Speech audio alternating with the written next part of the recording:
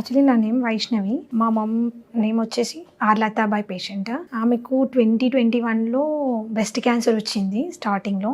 తర్వాత అప్పుడు ఏంటంటే నార్మల్గా యూట్యూబ్ ఛానల్లో చూసేసి ట్యూమర్స్ చాలా వస్తున్నాయి, చూసుకోండి ఒకసారి బ్రెస్ట్ చెక్ చేసుకోండి అంటే మమ్మీ చెక్ చేసుకునేసరికి ట్యూమర్ కనిపించగానే ఇంకా 3 months కొంచెం నెగ్లెక్ట్ చేసింది మమ్మీ. చేశాక ఇంకా నేను హాస్పిటల్ తీసుకెళ్తే టెస్టులు చేయంగా బ్రెస్ట్ ట్యూమర్ అని చెప్పారు. చెప్పిన తర్వాత ఇంకా సర్జన్ దగ్గరికి వెళ్తే సర్జరీ చేయాలి, కీమోథెరపీ, రేడియేషన్ అని చెప్పారు.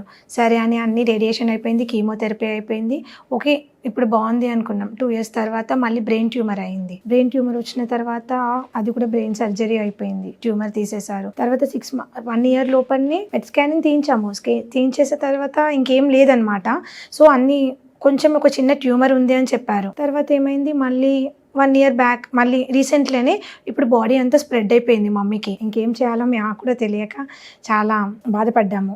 ఆ తర్వాత ఇక నేను యూట్యూబ్ ఛానల్లో చూశాను, పునర్జన్ ఆయుర్వేదిక్ చూశాను. అది చాలా రివ్యూస్ కూడా చాలా బాగున్నాయి. ఆయుర్వేదిక్ యూజ్ చేసిన తర్వాతనే మమ్మీ చాలా బెనిఫిట్స్ ఏంటంటే తన పని తను చేసుకుంటుంది, నెక్స్ట్ ఫుడ్ కూడా బాగా తీసుకుంటుంది, బాడీలో ఇంప్రూవ్మెంట్ చాలా వచ్చాయి. సో అందుకనే ఇక మళ్ళీ ఇది యూజ్ చేస్తే బెటర్ అనిపించేసి నేను ఇక్కడికి వచ్చేసాను పునర్జన్.